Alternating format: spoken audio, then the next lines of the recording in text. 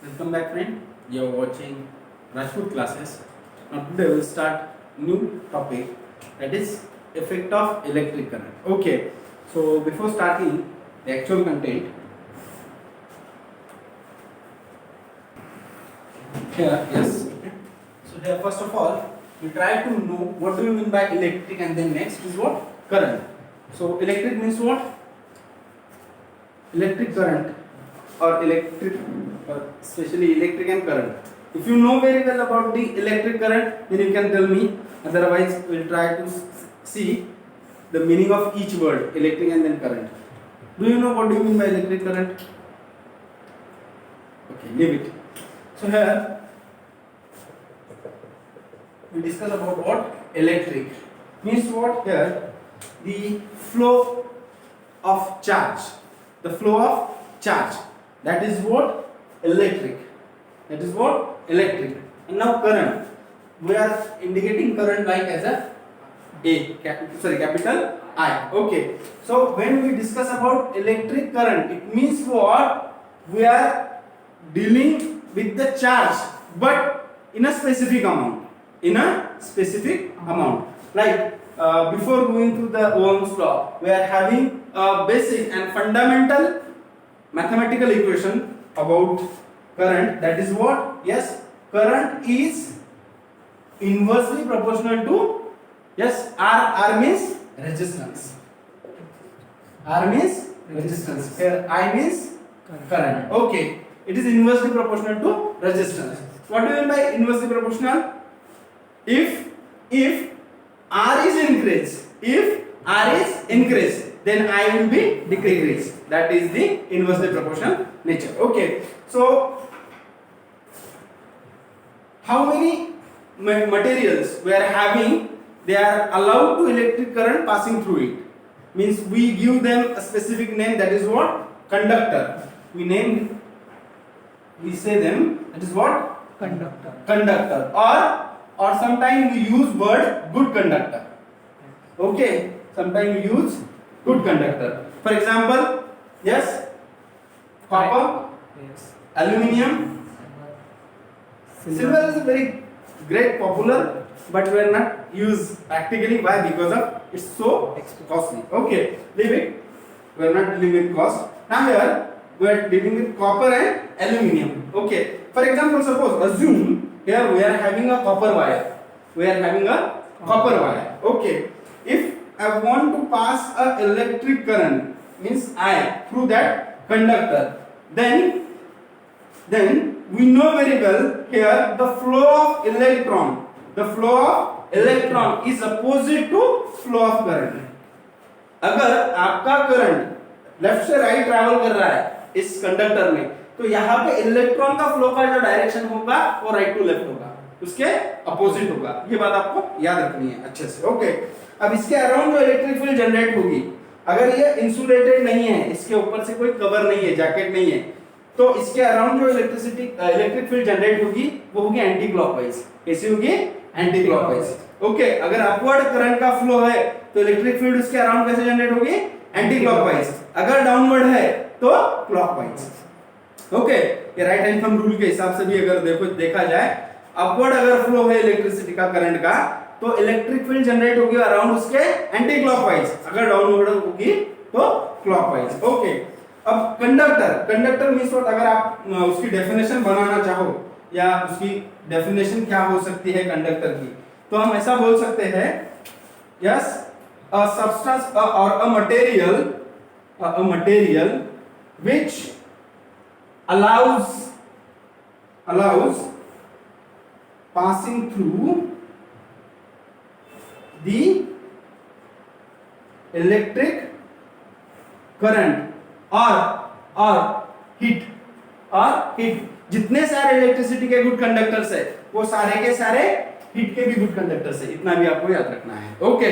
समझ में आ रहा है? लेकिन अगर हीट इसके साथ आ जाए, जैसे कि अब हमने यहाँ पे डिस्कस किया था कि अगर इस कॉपर वायर में से हम करंट का फ्लो करते हैं due to the continuous flow of electron, flow of charge, after some time there is a increasing heat. वो क्या होगा? थोड़ा सा हीट हो मींस क्या बोलेंगे हम उसे? Resistance, okay, due to the heat वहां पे क्या जनरेट होगा, रेजिस्टेंस। और ये रेजिस्टेंस का जो स्ट्रक्चर हमने आज तक देखा है वो कुछ इस हिसाब से होता है। अगर इसको आप ऑब्जर्व करोगे तो ये कैसा एक ब्रेकर के जैसा होता है, ऐसा ब्रेकर के जैसा। एक बड़ा सा रोड है हमारा, उस रोड पे अगर ब्रेकर है तो उसका इंटेंशन क्या है ब्रेकर का, वहां पे से जाने वाले हर व्हीकल का स्पीड क्या होना चाहिए, कम होना चाहिए, बराबर। तो ये रेजिस्टेंस जैसे यहाँ पे इंक्रीज हो जाएगा आर, ओके, तो ये rate of flow of charge जो है वो ऑटोमेटिकली क्या होगा, कम हो जाएगा, डिक्रीज हो जाएगा ना। उसी वजह से ये रिलेशन ऐसे है, current is inversely proportional to resistance. अगर रेजिस्टेंस बढ़ जाता है तो करंट का फ्लो जो हो जाएगा वो कम हो जाएगा, बराबर। अगर ये कंडीशन, अब फॉर एग्जांपल हम यहाँ पे अज्यूम कर लेते हैं कि हमारे पास 10 वोल्ट इतना करंट है, कितना 10 वोल्ट, उसे हमें इस कंडक्टर से लेके जाना है और उस 10 वोल्ट का कहीं तो भी यहाँ पे कोई अप्लायंस है जो उसका यूज कर रहा है, it may be a refrigerator, whatever, जो कुछ भी है एक अप्लायंस है जिसे 10 वोल्ट चाहिए। लेकिन इसके कंटीन्यूअस यूजेस की वजह से क्या हो गया, यहाँ पे रेजिस्टेंस इंक्रीज हो गया, क्या हो गया, रेजिस्टेंस इंक्रीज। अब ये 10 वोल्ट तो भेज रहा है, लेकिन यहाँ पे मिलते वक्त अज्यूम कर लो कि वो सिर्फ 8 वोल्ट दे पा रहा है, कितना, 8 वोल्ट। इसे चाहिए कितना, यहाँ के अप्लायंस को 10 वोल्ट। फिर वो क्या करेगा, खींचेगा, वो एक्सट्रैक्शन की स्पीड बढ़ा देगा उसकी। अब वो स्पीड अगर बढ़ा देगा तो टोटल इसका जो मटेरियल है ये कॉपर वाला, ये स्ट्रेस फील करेगा ना, इस पे स्ट्रेस आ जाएगा, क्योंकि इसको रेजिस्टेंस को टॉलरेट करके आना है, फ्लो डायरेक्टली नहीं हो रहा है, वहां पर रेजिस्टेंस बढ़ चुका है, flow of electron reverse direction में है, वो तो सीधी सी बात है। लेकिन ये रेजिस्टेंस की वजह से क्या रहा, ब्रेक हो रहा है, उसकी जो स्पीड है फ्लो ऑफ इलेक्ट्रॉन, इलेक्ट्रॉन की फ्लो होने की speed A near about light के इक्वल होती है, वो क्या है, 3 × 10⁸ मीटर पर सेकंड। इस स्पीड से इलेक्ट्रिक करंट ट्रांसफर हो सकता है, एक अप्रॉक्स जो लाइट की स्पीड है उस हिसाब से वो ट्रांसफर हो सकता है, ओके। फिजिक्स में आप लोगों को ना कैन ये वर्ड अच्छे से सुनने को मिलेगा, सब कैन में ही है, आप डेफिनेट में नहीं बोल सकते क्योंकि सारी चीजें इमेजिनेशन में, ओके। लिमिट तो अब होगा क्या, अगर ये दे रहा है 8, चाहिए 10, भेज रहा भी 10 है, लेकिन जो 2 का डिफरेंस है, ये 2 का डिफरेंस है due to what, due to that resistance. अगर ये डिफरेंस कंटिन्यू चलता रहे, ये अप्लायंस की रिक्वायरमेंट स्टिल वही रहे, तो होगा क्या, ये जो मटेरियल है ये फिजिकली हीट को बैरी नहीं कर पाएगा, वो उतना उसको टॉलरेट नहीं कर पाएगा। कब तक, जब तक उसका मेल्टिंग पॉइंट नजदीक नहीं आ जाता। जैसे ही हीट उसके मेल्टिंग पॉइंट को क्रॉस कर देगी, ये खुद को डैमेज कर लेगा, ये क्या कर लेगा, खुद को डैमेज कर लेगा। समझ में आ गया। तो हर एक कंडक्टर की कंडक्टिविटी उसके रेजिस्टेंस पावर पे डिपेंड है। तो हम ये बोल सकते हैं कि instead of copper we prefer use aluminium wire for long distance electricity supply. For example, अब अगर देखा जाए तो कंडक्टिविटी का जो पावर है ये कॉपर में बहुत ज्यादा है एज कंपेयर टू एल्यूमिनियम। लेकिन ये जो हमारे महावितरण ने जो हमें ट्रांसपोर्ट करके लाइट दी हमारे घर तक या खेतों तक, वहां पे हम एल्यूमिनियम की बजाय कॉपर क्यों नहीं यूज करते? उसके 2 रीजन है। क्या है?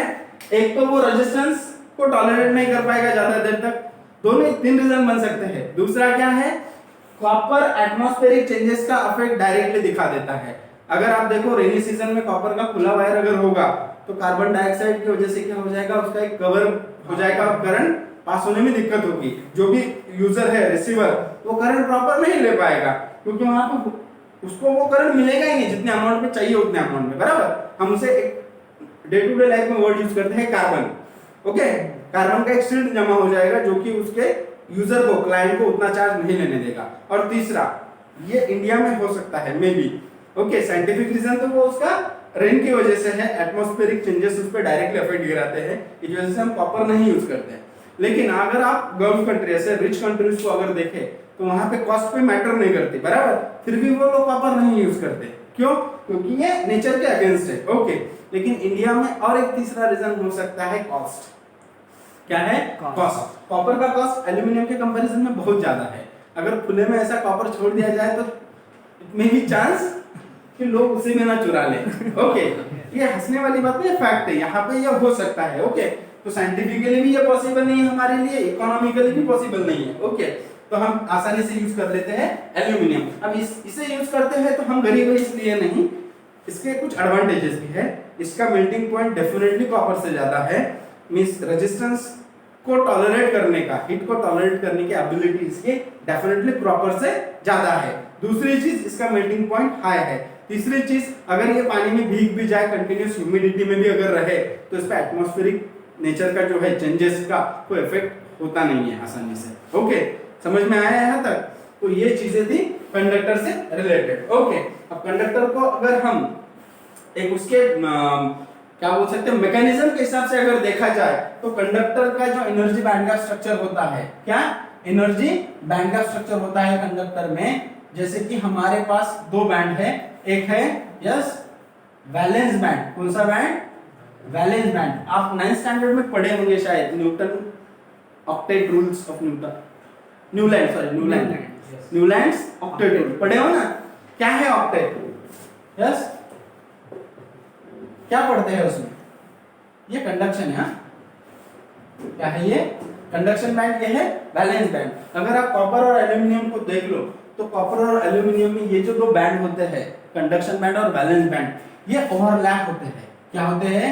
एक दूसरे को ऐसे टच किए होते हैं, ओवरलैप किए होते हैं, बराबर। इस वजह से होता क्या है, जैसे ही अब अगर इस कॉपर का ये पूरे वायर का हम एक एटम यहाँ पे ले ले, ATOM वाला एटम, ITM वाला नहीं, ओके, मेरे पास ये दो कभी जोक ना ये न्यूक्लियस है। ओके, ये कॉपर का एटम, उसका न्यूक्लियस पे चार्ज, न्यूक्लियस पे चार्ज पॉजिटिव होता है, क्योंकि यहाँ पे जितने न्यूट्रॉन्स होते हैं उतने ही प्रोटॉन्स होते हैं। ओके, न्यूक्लियस इलेक्ट्रिकली न्यूट्रल होता है। कैसा होता है? न्यूट्रल, लेकिन फिर भी दिखने के लिए उस पे चार्ज होता है पॉजिटिव। क्लियर? अब न्यूक्लियस के बाहर जो ये गोल गोल बना के रखे हैं, न्यूलैंड अंकल ने जो बोला था उस हिसाब से, वो क्या है? एक्चुअली बोर्ड से स्टार्ट होती है स्टोरी, फिर वो बहुत सारे अजम्पशन लेके यहाँ तक आती है। तो ये जो ऑर्बिट्स है, इन ऑर्बिट्स में कुछ गोल गोल जो घूम रहे हैं उसे बोलते हैं इलेक्ट्रॉन, और उस पे चार्ज होता है नेगेटिव। कौन से वाला चार्ज होता है? नेगेटिव। अब आगे इस एटम पे, अब इस एटम को जैसे ही चार्ज देता हूं, अब ये पूरा कंडक्टर है, इसका ये सरफेस अगर आप ऐसा अज्यूम कर लो कि यहाँ पे 10 या फिर 20 एटम है, उसके स्टैंड पे ये कंडक्टर है, यहाँ पे करंट देने के लिए मैं टच कर रहा हूँ ना वायर को, तो यहाँ पे इसके इस फेस पे हम मान लेते हैं कि 10 एटम है। कितने? 10 एटम। उस 10 एटम में से एक एटम मैंने बाहर निकाला। अब उसका स्ट्रक्चर कैसे है? अगर इसके आउटर ऑर्बिट में 8 इलेक्ट्रॉन है, it means what? That atom is able to share the charge with neighbouring atom, isn't it? Yes. If that atom having the 8 electron in outer orbit, it means what? That atom is able to share the charge with neighbouring atom. Okay, तो अभी charge कैसे share करेगा? तो जैसे ही मैं इसके valence band को चार्ज दूंगा, वैलेंस बैंड में जो नंबर ऑफ फ्री इलेक्ट्रॉन है, due to the charge the electron getting excited and they want to jump from there from where? Valence band. whenever they want to jump from there, it means what? They want to go somewhere, na? They want to go here in a conduction band. That is, in atomic structure of that conduction band is what? The outer level. The outer level of this orbit, which have the number of 8 electron. Okay, इसके बाहर की जो एक level है, उस level में वो move कर जाते हैं due to the excitation. Charge आने के बाद वो एक्साइटेड हो जाएंगे, यहां से मूव हो जाएंगे। यही तो होता है कंडक्शन बैंड। ये क्या है? कंडक्शन बैंड, जहां से उसको चार्ज लेके बाहर जाना है। लेकिन ये तभी पॉसिबल है जब यहाँ पे इलेक्ट्रॉन एक्साइटेशन स्टेट में है, तभी, अदरवाइज नहीं। समझ में आया? अगर इस पे चार्ज अप्लाई नहीं किया तो यहाँ, अगर इस कंडक्टर पे मैंने चार्ज अप्लाई नहीं किया, इट मींस वहां पे एटम नहीं है, ऐसा थोड़े है, वहां पे एटम है, उस एटम में इलेक्ट्रॉन है, उन इलेक्ट्रॉन के पास भी चार्ज है, लेकिन वो जो चार्ज है वो चार्ज है इलेक्ट्रोस्टैटिक चार्ज। यस, निकाल लो। Electrostatic means what? Study of charge at rest. पढ़ा हुआ है, ये आयन का टेबल है, आयन का है ना। Ion is also good conductor, ion is also a good conductor, but we are not used practically. Why? Because of its again, yes, again, no, again, what yes climate change के आगे ये फीका पड़ जाएगा, water के contact में आ गया, humidity में आ गया, तो यहाँ पे भी कार्बन जंग लग जाएगा, ऐसे जंग लग जाएगा मींस वो अनेबल रहेगा करंट कैरी करने के लिए, बराबर। तो छोड़ दो, वहां तक तो जाना ही नहीं है, आपको सिर्फ इतनी बात समझनी है। आप मैं इतना भी बोला यहाँ पे, स्टार्ट यहाँ से किया था, ये रिलेशन क्यों है, अगर रेजिस्टेंस बढ़ जाएगा तो करंट कम हो जाएगा, बराबर। अब करंट फ्लो कैसे हो रहा है, एक एटम ले लिया, एटम को चार्ज दे दिया, उसके वैलेंस बैंड को जैसे ही चार्ज मिलेगा, इलेक्ट्रॉन एक्साइटेड हो गया, वो बैलेंस टू कंडक्शन जंप कर जाएंगे, यस और नो।